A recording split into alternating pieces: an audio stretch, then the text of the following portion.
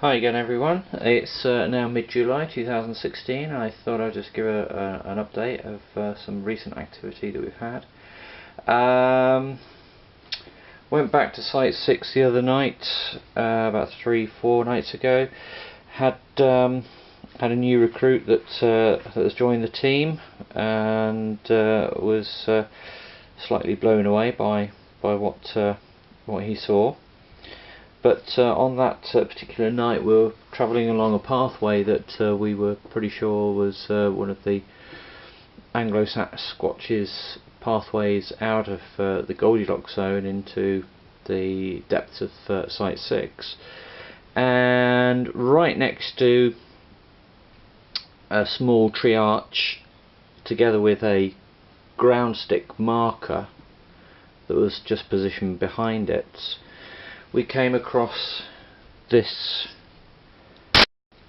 tree branch. Alright, now significance, it's dried out a little bit today, but I have kept it in water for the last few days, but this was fresh.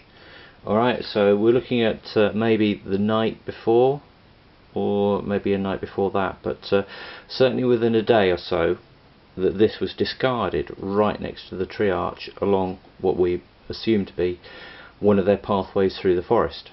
Now, the significance of this is, if you have a look at here, it's been snapped off a tree branch, off a tree. The branch itself shows freshly snapped off, so this would have been growing along like that, so it would have been pulled down and then ripped off. Alright, so it's a long stringy bit hanging off the bark here. Okay, the tree itself is a goat willow. Have a look at the shape of the leaves. Okay, but look at this. All of the leaves, all down here, have been chomped on. Alright, they've been ripped off, and yet these leaves at the base here have all been left. Now I was scratching my head on this one, thinking why this was, and then I was going away to do some recreations, get some other leaves to actually do some recreations to see if I can mimic the sort of features here which could be indicative of bite marks. Alright, I was going to have a look at other trees to get their leaves. I couldn't find a goat willow nearby me here, but I did find some elder leaves which are a similar shape, but a longer. They've got a more serrated edge and they're longer at the tip, but very similar in shape to the goat willow. And I've been doing some experiments myself and looking at here. Look at the shape.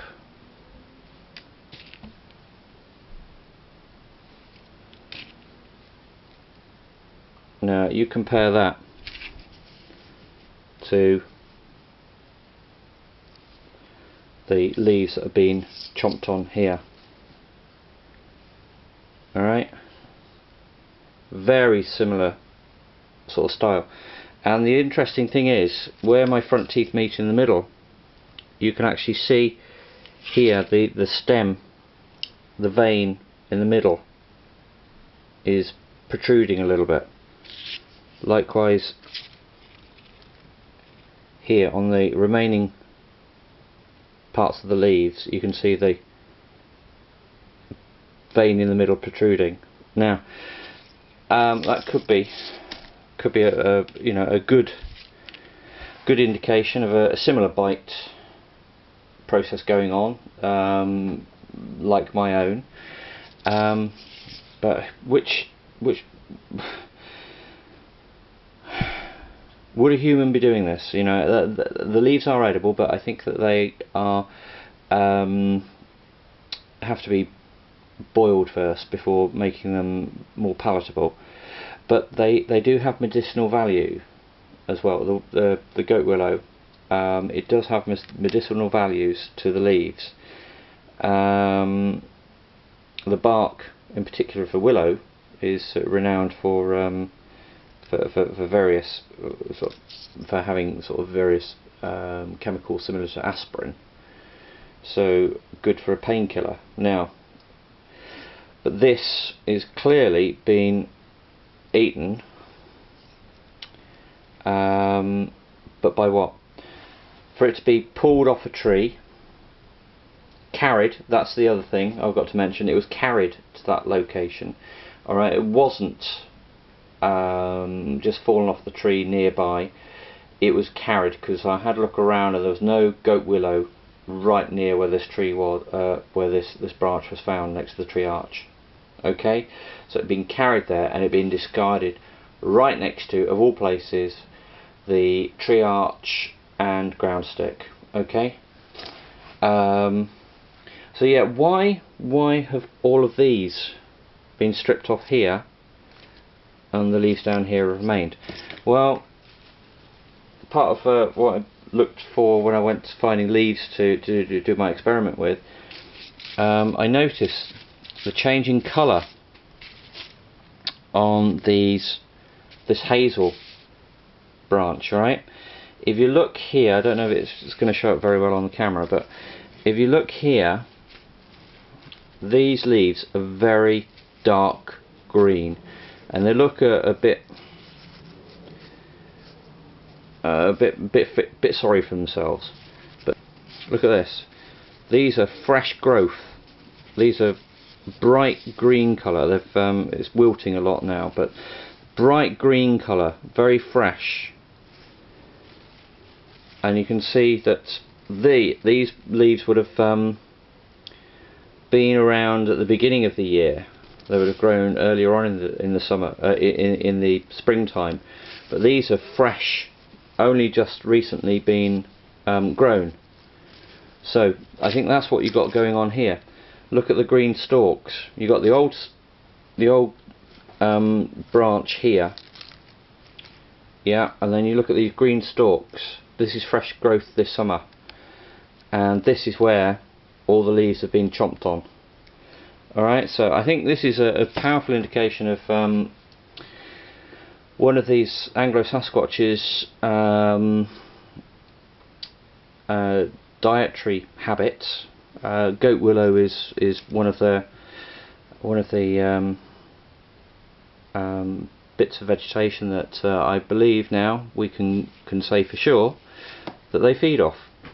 Can't prove it, but the evidence itself seems to point to that. You know, the fact that it's been pulled off a tree, it's been carried, it's been discarded next to a tree arch and a ground stick on a pathway, what we believe is one of the Anglosasquatch pathways to into Site 6. That the bite marks from the leaf patterns there closely resemble that of my own, and I think we can safely discount any other type of animal like a deer, etc., feeding in this way, and certainly not carrying a branch around and dropping it in particular locations that are coincidental. I've given up trying to think that, trying to make allowances for all of these things that I find. Yeah, I'm trying to discount the alternatives, but then when you're looking at the evidence in front of you, you know, that points in a particular way, I think you've got to start discounting that this is just a